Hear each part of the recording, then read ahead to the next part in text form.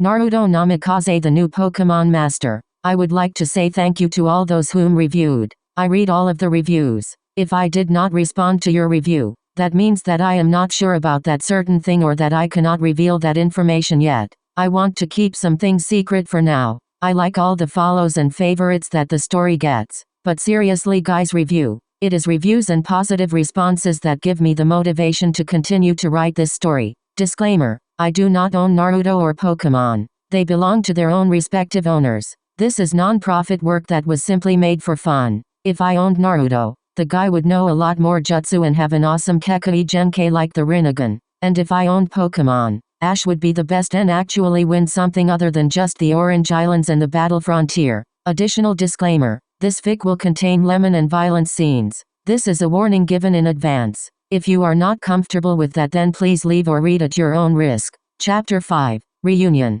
Flashback. Naruto's point of view. When I first arrived in this new world, I found that it was far more peaceful than the one I came from. The first thing that I did upon arriving here was to learn of how all the things worked here. It took me about approximately 2 months, or 50 days to be precise, to get most of this knowledge into my head. Most people would not be able to do something like this, but then again most people were not as awesome and amazing as me. I was Naruto Namikaze, the Hidden Leaf Village's #1 hyperactive knucklehead ninja. The fact that I had an army of endless shadow clones at my disposal was a big help as well. All I had to do was go to a secluded area where no one was around and create a ton of shadow clones before using the transformation jutsu to give them all separate appearances. This was another thing that I found to be nice. It appeared that in this world, the inhabitants were humans, who were much like me, and some creatures called Pokémon. The only difference here was that the humans in this world could not use chakra and were like normal civilians. The closest thing that I could find here that was similar to chakra was an energy called aura. At first I found the relationship between humans and Pokémon to be similar to that of a summoner and his summon back home. Some trainers used their Pokémon to battle one another. Some used them for contests and some used their Pokémon to assist them in completing their daily tasks. I was happy living the life of a normal traveler. I did not choose to become a trainer at first. I was content with living a peaceful and simple life as I searched for a way to get back home. Though I came to learn later on that things were not as peaceful as I had first found them to be. About 11 weeks after I was transported here, I would witness the darker side of this new world, and it would leave its impact on me. I would always remember what happened on that fateful day like it was just yesterday. I even relive the events of that day in my dreams sometimes. Every time I think about it, it makes me sick to the stomach. Pokemon poachers. Every time I think of them, my anger skyrockets to levels that were even unknown to me. Those fiends make my blood boil. Though I may not show it outwardly most of the time, I really want to rip those crooks limb from limb. The day I met poachers for the first time was also the day I got my starter Pokemon. And it was not a regular starter either. Many would probably kill to be in my place if they knew what Pokemon that was. It was a rainy day. The storm was violent. Raindrops were pelting the trees and forest floor non-stop. I was camping out at that forest when I heard a loud explosion. Not one to leave things unchecked. Most of the time at least. I ventured deeper into the forest and braved the storm as I looked for the source of the explosion. Upon finding it, I came face to face with a group of 20 or so men who had cornered a Pokemon. The aforementioned Pokemon seemed to be extremely weak. It had a collar on its neck, probably used to control it. I would later come to learn that the collar was used to sap the Pokemon's energy almost completely until there was nearly nothing left of it. Blue eyes met blue as I looked at the weakened Pokemon whose body was covered in scratches and bruises. And it only took me a moment to realize what I saw in them. I saw myself. I saw the same loneliness in its eyes. The same loneliness that I myself had to endure while growing up. The inhabitants of the village hidden in the leaves did not make life easy for me when I was younger after all. At that moment something within me just snapped, and before the poachers could even utter a single syllable, they were on the ground, out cold and unconscious. I had used my shinobi skills to dispatch of them without any difficulty. Those fools did not even know what hit them. Such was my first meeting with my starter Pokemon, Darkrai. In a way you could say it was all over in a flash. A yellow flash. How ironic was it that my father's moniker was used even in another dimension. I hoped that the man was happy and content, wherever he was. I took Darkrai back to the campsite where I was staying before swiftly removing the collar that was placed on it and doing my best to treat its injuries. Seeing that the injuries were quite severe, I hurried Darkrai over to the nearest Pokémon Center, using my skills in stealth to make sure no one saw me carrying the pitch-black Pokémon all the way there. I was fortunate that said Pokémon Center was completely deserted aside from the Nurse Joy that worked there. Then again, Pokémon Centers were not bristling with activity in the dead of the night. It also made the task of having the Nurse Joy that worked there keep quiet about Darkrai. Don't get any funny ideas. It would do no good if this news came out, at least until I was ready for it. I remember how I stayed there all night as I waited outside the treatment room of the Pokémon Center. But I didn't care. I was more concerned for Darkrai's safety. That matter was of the highest and utmost importance at that time. This incident would also be why I would go on to learn how to treat Pokémon on my own. I would not let a Pokémon be left hurt like this ever again. It made me feel useless. It made me feel helpless. It made me feel weak. Oh, how I hated those three feelings. After about another hour or so, the Nurse Joy exited the treatment room. Without missing a beat, I was right in front of her, asking her 101 questions regarding Darkrai's well-being. She told me that Darkrai would be fine by morning and that I should not worry too much about it.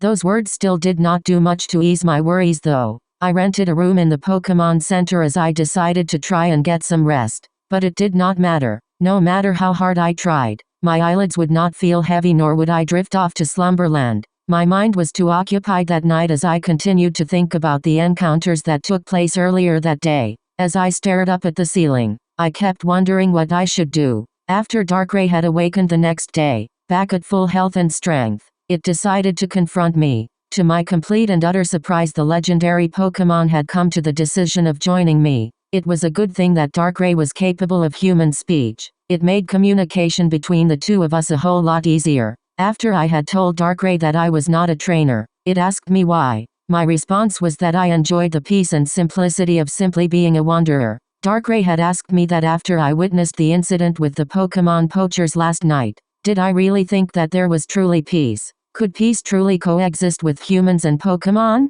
It took me a good long time to think. Not because of my answer but because of how nostalgic this seemed to be. In my home world I had fought to bring peace in the memory of my late teacher, Jiraiya. And now I was placed in the same situation. I really wondered what my next course of action should be. After a long discussion with Darkrai, I decided to become a Pokémon trainer and raise some Pokémon of my own, thinking that this would help me find my answer. With my Darkrai by my side, I set out on my journey as a Pokémon trainer. Not a normal trainer but a peace seeker. I made a promise that if there was a way to create peace between humans and Pokémon, then I would find it and grab it with my own two hands. I was Naruto after all. The two of us, me and my Darkrai, moved in the shadows. As we traveled across the world, Darkrai's were not usually spotted in the Hoenn region. But then again, whatever happened to me was never normal. I highly doubt that anyone would have met a Sinnoh legendary in Hoenn, aside from me, that is. While on my journeys I came across many powerful people and Pokémon alike. Within the short time span of 5 months, I had managed to gather a full Pokémon team of 6 and had begun training them as well. I also got a few other Pokémon later on as I wanted to build a backup team. I had met some other legendary Pokémon as well. I even befriended a few of them. I was even really close with some legendary Pokémon. Having Darkrai as my companion helped me a lot. This was because Darkrai had helped me communicate with other Pokémon. Darkrai also helped me understand Pokémon much better as well. Darkrai taught me all about the Pokémon mind 100 times better than any Pokémon professor or Pokémon doctor ever would have been able to do. Darkrai had seen some of the more foul things in this world, being a legendary and all. Darkrai's experience and insight also helped me while creating training regimens and making Pokémon food for all of my Pokémon. That was another thing about me. I wanted to make sure that all my Pokémon were special. Thus, I created their own personal training regimens and meals for each and every one of them. Darkrai acted as the leader, always keeping my Pokémon in line and making sure that the lot of them did not goof up. The two of us, Darkrai and I, were inseparable. Although I was extremely close to all of my Pokémon, my bond with my Darkrai was unique. It was one of a kind. Darkrai was extremely protective of me. Every time I would go to sleep at night, be it at a Pokémon Center or camping out in the woods, Darkrai would come out of his Pokeball and watch over me. Darkrai would always alert me if it sensed danger nearby. Although I told Darkrai that it was unnecessary and that I could do it myself. I was a shinobi after all. The pitch-black Pokémon remained persistent and after a while I relented. Man, that Darkrai was stubborn with a capital S. I took down several Pokémon poachers along the way. None of them ever saw my face or knew my name. It was only recently, after a talk with my entire Pokémon team, that I decided to embark on a quest in the Sinnoh region. All of my Pokémon knew of my dream to bring peace as well as my past. But despite everything, they always stuck with me, through thick and thin, in both good times and bad. Me and my Pokémon, decided that people would only listen to a person with power. That was why I left for Sinnoh, to take part in the Sinnoh League. I had only visited 1 or 2 towns in Sinnoh before, and even then I did not stay there for very long. I opted to travel through Sinnoh and take its league challenge so that I could gain people's respect. Then only would the majority of them listen, if or rather when I spread the word of my dream. I was still undecided if I was going to challenge the Elite Four, but that idea could be put on hold for now. There was no rush after all. All in all, it was like being the Hokage in a way. A powerful person with a kind personality spreading his beliefs and ideals to others. Though I highly doubt things will go that smoothly, I will deal with things as they come. End of flashback. Back with Naruto and the gang near Mount Cornet. Third person point of view. How in the 7 layers of hell did you get your hands on that Pokémon? Choked out Gary in a raspy voice. Gary Oak's brain had abruptly shut down for a brief moment as he looked at the Pokémon in front of him, and he had good reason to be acting like this. For you see, in front of the Pokémon researcher's eyes was none other than the pitch-black Pokémon, Darkrai. Gary knew that this Pokémon was a part of the lunar duo of Sinnoh along with Cresselia. Professor Rowan had shown him a picture of all the legendary Pokémon that resided in the Sinnoh region while he was working as the professor's assistant. The fact that astounded Gary was that Professor Rowan had told him that Darkrai was said to not be friendly with humans, so it puzzled him as to how Naruto had got his hands on this particular Pokémon. Darkrai was a black, shadow-like Pokémon. It had a small head with a white fog-like ghostly plume billowing from its head covering one of its bright blue eyes, with the portion on its face resembling hair. It also had a red spiky growth around its neck. It had skinny arms and long black tatters hanging from its shoulders. It also had black, claw-like hands. It had the slight appearance of an hourglass figure and appeared to be wearing an old, ripped cloak. Ignoring Gary's question for now, Naruto decided to deal with Hunter J's men. Darkrai, use Dark Void on all those men, whispered Naruto as he pointed towards Hunter J's men. Darkrai created a crimson ball and held it above its head, releasing multiple smaller balls from the larger one all around its body. When the small balls hit J's men, they formed a pink-crimson bubble around them that faded away into dark crimson. Once the sphere disappeared, all of J's men were fast asleep. Amazing, uttered an awestruck Ash as he looked at what had just happened. The others just nodded along dumbly with him. Naruto returned Darkrai to its Pokeball as the Dark-type Pokemon bowed its head to its trainer. Speak of this to no one. I will explain later. Now take the Shieldon and get moving. There is no time to waste, ordered Naruto. The others simply complied, not trusting their mouths to speak at the moment. Behind another bush nearby, Jesse, James and Meowth were hidden behind a bush which was located nearby the one that Naruto and the others were hiding behind. The trio were cooking up a plan to sneak into Hunter J's ship and snatch all of her Pokémon. The 3 of them were brought out of the schemes when they heard a voice speak up from behind them. Do you 3 honestly believe that you could barge into Hunter J's ship just like that? Questioned the voice. The 3 members of Team Rocket turned around to see Naruto leaning against a tree with his arms crossed and an amused look on his face. Seeing the Namikaze, the trio of Rocket grunts gulped. Naruto had sent a shadow clone to go along with Gary and the others. Not that anyone aside from Naruto himself knew that, while he stayed back to have a short chat with the trio. What do you want with us? Muttered James fearfully. At that moment Naruto simply lifted his right hand, which showed that he was holding 2 shrunken Pokeballs, one between his pinky and ring finger and the other between his index and middle finger. Naruto enlarged the 2 Pokeballs before throwing them and releasing the Pokeball inside of them. The first Pokemon had a serpent-like body with purple scales all over it. It had a large hood just below its head. On its hood, it had a design much like an angry face. The pattern typically had red and yellow eye spots outlined in black, a wide black streak resembling a mouth, and a V-shaped stripe about the face pattern. The second Pokemon was a purple Pokemon consisting of 2 spherical heads connected by a thin tube with another sphere in the center. The heads had differing sizes and features. The left head was larger, and had prominent eyebrows, pointed teeth protruding from its lower jaw, and 2 flat teeth in its upper jaw. The smaller, right head simply had 2 pointed teeth, one at each corner of its mouth. The larger head had a cream-colored skull and crossbones marking below its face, while the smaller head had a light yellow circle instead. It was covered with many crater-like protrusions. Normally these two Pokémon would seem like nothing special, but to Jesse and James, they recognized the two Pokémon immediately. Arbok wheezing choked out Jesse and James respectively with tears streaming down their eyes. The two of them blinked a few times to see if this was real before running towards the two poison-type Pokémon at a speed that would make Madoge proud. Arbok and Wheezing were both engulfed in bone-breaking hugs a second later. "How did you find the two of them?" asked Meowth, truly puzzled but extremely happy nonetheless at seeing some of its oldest companions. The answer to that is simple really. While in Hone near Rustboro City, I came across these two protecting a group of Ekans and Coughing. I managed to get the bunch of them into a Pokémon preserve where the Coughing and Ekans are now. There they will be much better protected, said Naruto with a smile as he looked at the reunion between Pokémon and trainer in front of him. It seemed that those Coughing and Ekans were really scared in first. They would flinch away the moment I got too near to them. So I had one of my Pokémon who could speak in both human and Pokémon languages much like yourself.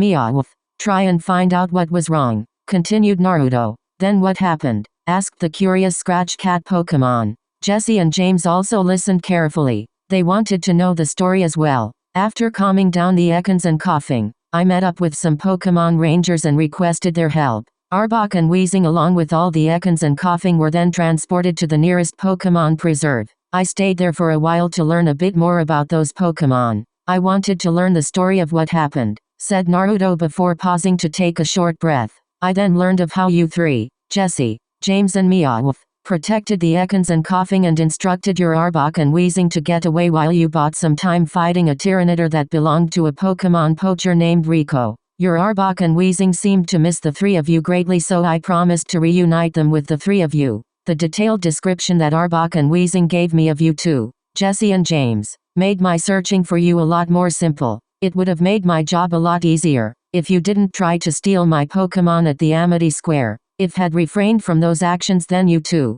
said Naruto as he gestured towards Jesse and James, would have been united with your Pokémon sooner, stated Naruto. A moment later his face lost the amusement on it and turned completely serious. Now then, I have a proposition for the three of you, Jesse, James and Meowth. I am well aware of your connection to Team Rocket as well as your past doings, said Naruto. However, I have done detailed research on each and every one of you, and I am also well aware of the hard pasts that each one of you has faced. Jesse, your mother, Miyamoto, was a high-ranking Team Rocket agent. When you were around the age of 5, Miyamoto left on a mission to the Andes to record the voice of the elusive Pokemon Mew. However, she never returned and was marked as missing in action. After Miyamoto disappeared, you were put into a foster home which had very little money. There were times when you had no choice but to eat snow because of a lack of food. James, you were born as an only child of millionaires and were forced to endure formal society while growing up, often having to take part in numerous lessons and activities you had little to no interest in.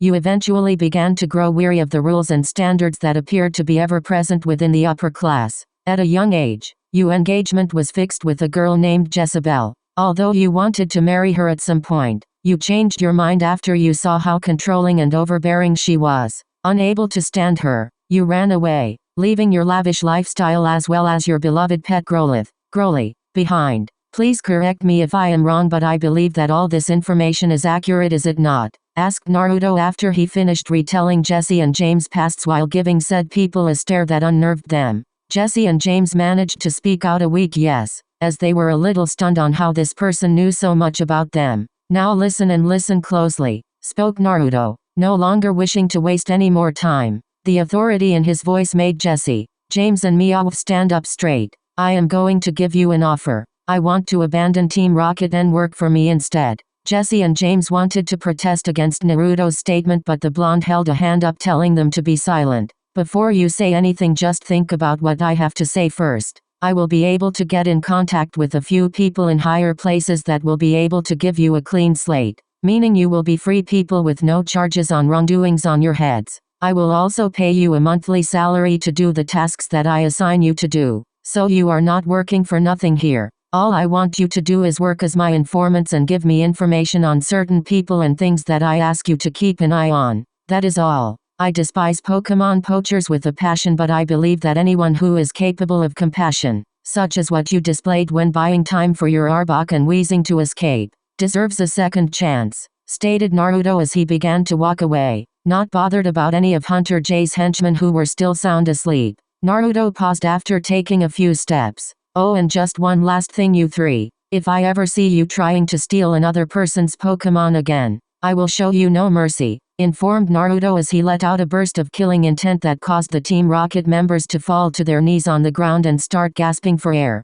Naruto then sped off to rejoin Ash, Gary and the others. Once he was out of Jesse, James and Meowth's line of sight, Naruto substituted himself with his shadow clone and let said shadow clone disperse in a puff of smoke. With Gary, Dawn, Ash and Brock, Naruto had rejoined the group after substituting himself with his shadow clone and was currently watching as Gary told Professor Rowan through the communication device on his laptop that they were almost at the rendezvous point. The 5 of them were on a rocky terrain area. Gary closed his laptop and kept it back in his knapsack. He and the others were about to continue moving when they saw a large shadow flying over their heads. The shadow was caused by a flying salamence that landed on the ground in front of them moments later. Once the salamence landed on the ground, the group, Ash, Dawn, Brock, Gary and Naruto were able to see who was riding on the pseudo-legendary Pokémon. There is no escape, said Hunter J as she dismounted her salamence. Salamence was a quadruped, draconic Pokémon with a long, tapering tail. It was primarily blue with a gray lower jaw and thickly scaled underside. There were red markings on its throat, the underside of its tail, and stripes on the inner surface of its legs. Additionally, there were raised red ridges above its eyes. 3 flat fins protruded from either side of its head, possibly acting in the same manner that a canard would on an aircraft. It had 2 pairs of pointed teeth, one in the upper jaw and one in the lower. Each of its short legs had 3 claws. It's Pokémon Hunter J, exclaimed Ash with slight anger. Oh, so this is the big boss, huh, said Gary as he eyed the new adversary wearily. How on earth did she manage to find us in the first place? Wondered Dawn. By following the movements of your friends. You all are far too predictable. Now hand over the shieldin or face my wrath, stated Hunter J, causing Ash and Gary to grit their teeth. Take cover, all of you. I will handle this. You are not in the same league as this woman. I am the best suited to engage her in combat, said Naruto in voice that told the others that this topic was not up for debate as he let out his Dragonite and Lucario.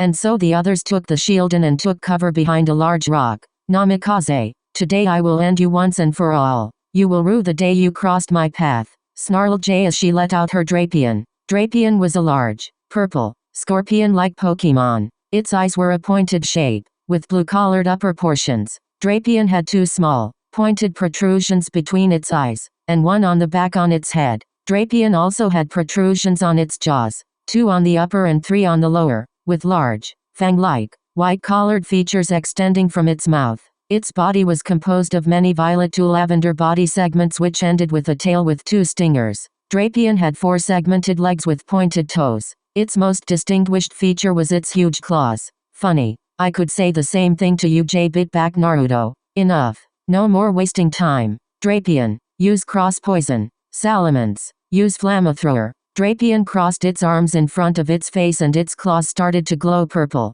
A purple X then appeared in front of its crossed arms and it opened its hands, firing the X while Salamence released a red-orange stream of fire from its mouth. Dragonite, use Hyper Beam. Lucario, use Flash Cannon. Dragonite's eyes glowed white and an orange ball formed in front of Dragonite's mouth. The ball turned into a beam before being fired. Lucario then put its arms together and created a silver ball of energy. A silver energy beam was fired from the ball at Hunter J's Pokémon. The 4 attacks met and looked to be even for a moment before the Hyper Beam and Flash Cannon overpowered the Cross Poison and Flamethrower, thus hitting both Salamence and Drapion. Drapion, use Poison Fang on Dragonite while it can't move, said Jay, taking advantage of the fact that Dragonite had to recharge for a moment. Drapion sped towards Dragonite before grabbing the Dragon-type Pokémon with its claws as its bottom fangs began to glow purple. The purple glow then moved down its arms, making the whole section glow as it did so. When the glow reached the last section, it skipped the hands and Drapion's claws started to glow purple. Then, multiple purple sparks surrounded the claws as it tightened its grip on Naruto's Dragonite. Dragonite winced from the pain of the attack but held strong. Dragonite, hold Drapion down and use Thunder. Dragonite used its arms to hold Drapion in place before charging electricity in its antennae and firing a beam of yellow electricity from its body at the Drapion. Drapion stumbled back a few steps as it tried to regain its bearing. Unfortunately for the Ogre Scorpion Pokémon, it did not get the chance to do so as Naruto's Lucario used Extrema Speed to get in front of it. Drain Punch Barrage, called out Naruto. Lucario punched forward and its arms became surrounded in green energy with white streaks spiraling around it. It then delivered a relentless number of blows to Hunter J's Drapion. When the numerous drain punches hit J's Drapion, green sparks came off of Drapion and onto Lucario, causing Lucario to gain health. Not that it needed it. Well done, Lucario. You have mastered another one of my original techniques,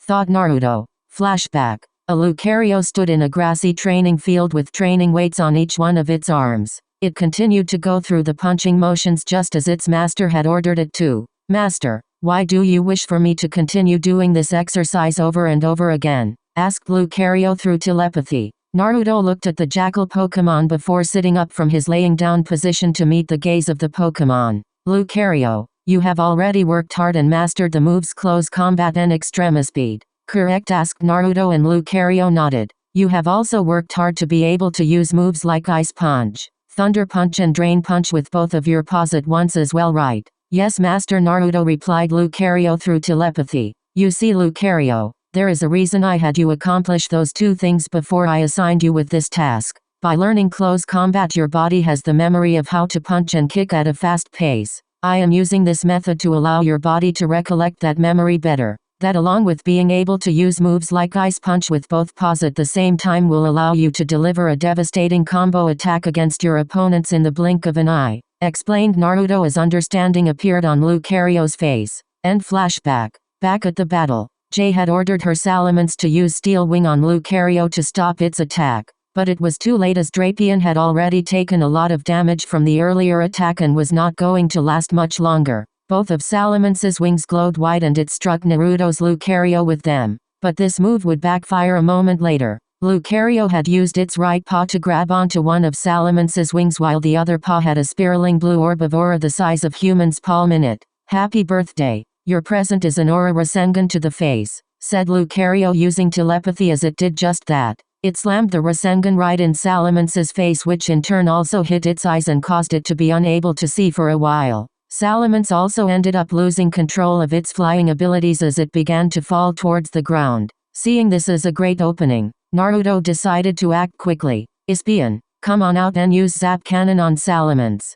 commanded Naruto as he led his Espion out. Author note: I am not sure if Espion can learn Zap Cannon or not, but in the Animanibles Espion was able to do it, so I am going to go with that. The gem on Espion's forehead glowed green and it fired a yellow-green energy ball from it at Jay's Salamence. Lucario had seen the incoming attack and had let go of Salamance's wing and got away before the attack hit. Naruto knew that using 3 Pokémon against 2 was not fair, but people like Hunter J did not deserve fair treatment after all the things she had done. Salamence was still standing but had taken a significant amount of damage and had been paralyzed from the hit. Seeing that she was at a disadvantage and fighting a losing battle, Jay decided to retreat. But that in itself was not easy, not with the person she was currently facing. If only there was a way to immobilize the blonde, once and for all. That's it, thought Hunter J with glee. She had just gotten a brilliant idea and felt like a complete idiot for not thinking of it sooner. Hunter J used the gun on her hand to fire gold cement.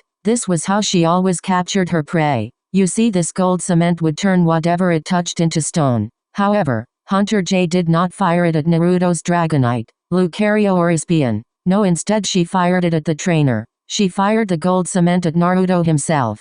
Naruto was taken back slightly when he saw her fire at him. He was prepared to get out of the way when there was a flash of light and he saw his Darkrai had emerged from its Pokeball and was now using Protect to shield him. When she saw Darkrai, Hunter J experienced several different emotions. On one hand, she felt greed as she wondered how much money she could get if she sold a Pokemon like that on the black market. Oh, she would be loaded, that was for sure. On another hand though, the Pokemon hunter felt fear creep into her very soul as she thought of what the Pokemon would do to her. Make no mistake, Hunter J was not afraid of any Pokemon, not even legendaries. However, she decided to re-evaluate that decision as she looked at the murderous glare that the member of Sinnoh's lunar duo, as well as all of Naruto's other Pokémon, were giving her. She actually was thinking if she should have done what she did earlier. A dark ray that was trying to kill you was bad enough. A rage-powered dark ray that was trying to kill you was the definition of shit hitting the fan. Big time.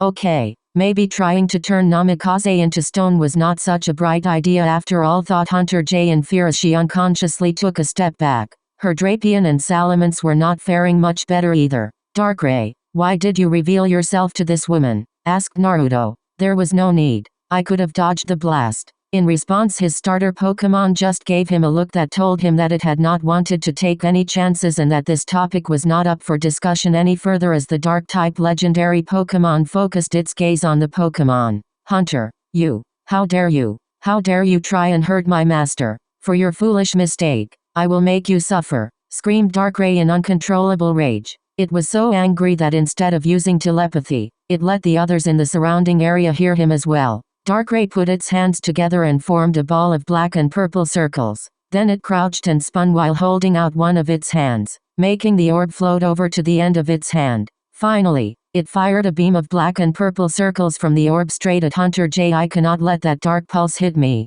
thought Hunter J with caution. Drapion, called out Hunter J, and the Ogre Scorpion Pokémon got in front of its trainer to shield it from the blast. Drapion didn't even stand a chance. It was sent flying back a good 20 to 30 feet, which in turn also caused Hunter J to be sent flying back the same distance as she was standing behind the dark and poison type Pokémon. As Hunter J returned her fainted Drapion back to its Pokeball and slowly got back onto her feet, she heard Naruto voice a command, but had no idea which of his Pokémon the command was given to or what it meant for that matter. Prepare combination 42C, ordered Naruto. Darkrai fired another dark pulse. Lucario fired a flash cannon and Dragonite fired a fire blast. The three attacks were directed straight at Hunter J and her Salamence, which had flown to its trainer's side, albeit with some difficulty due to the paralysis, when it saw its trainer get knocked back. As the attacks neared the Pokémon Poacher and her Dragon-type Pokémon, Espion used Psychic to increase the power of the attacks. All the attacks became outlined in a blue glow before they were combined into the shape of a fox. The fox was of a myriad of colors. Part of it was red due to the fire blast, part of it was black due to the dark pulse, and part of it was white due to the flash cannon. This move was inspired by Yukurama, thought Naruto as the fox-shaped attack neared Hunter J and her Salamence. What the hell? Whispered Hunter J as the attack was mere inches away from her. As soon as the attack made contact, Hunter J and her Pokémon were sent flying high into the sky. However, that was not the end, as the two of them, Hunter J and her Salamence, after having the wind knocked out of them, were brought back down to the ground once more, courtesy of another psychic from Espion and Darkrai. No quiet exit for you. You will not escape, thought Darkrai darkly as he brought J and her now knocked out Salamence down to the ground. Jesse, James and Meowth, who were watching the battle between Naruto and Hunter J from their Meowth-shaped hot air balloon from a safe distance using a pair of binoculars each, all shivered in fear. For once I am actually glad that we decided to not do any stealing for the day. I hate to think what would happen if the twerps did something like that to us, said Jesse in relief. I am even gladder that Blondie did not do that to us when we last met him, added James, and the three of them shivered yet another time. Agreed, replied Meowth and Jesse as they nodded in approval. End chapter. So that concludes the 5th chapter of this story. Like I said last chapter, recently, I have hit a writer's block and do not have enough ideas, so I will need help from you guys out there. I need some suggestion from you guys on certain things. 1. What episodes in canon do you want Naruto to appear in? He will not appear in all of them, just some. Mostly those that are important. The other chapters will consist of events that are non-canon as well as some flashbacks. 2. I still need more suggestions on how to develop Naruto and Cynthia's relationship. For those of you that have not figured it out yet, their relationship will be built slowly. Thus the reason why I need as many ideas on this that I can get if I am going to make this work well. 3. Any other ideas for future events? 4. Any battles you guys want to see? It would be easier if you can give me a situation. 5. What Pokemon you want Naruto to have? Try to include a backstory of how he met said Pokemon and or why you feel he should have that Pokemon. I have decided that Naruto will only have 12 Pokemon in this fic so as he can manage them all better and keep them around the same strength level. 6. Do you guys want to see Ash get paired up with another female character in this fic? If so, state the character and reasons. Don't bother flaming, as I will block and ignore you, depending on if I can get enough ideas on what to write. The next chapter could be out in a week or maybe even as long as 2 months. The only reason I managed to write this chapter was because it was somewhat of a continuation to the last one. As things stand, I do not know what events to write next. That is why I need as much feedback as I can get here. Anyway, I hope you enjoyed the chapter. See you soon. Peace.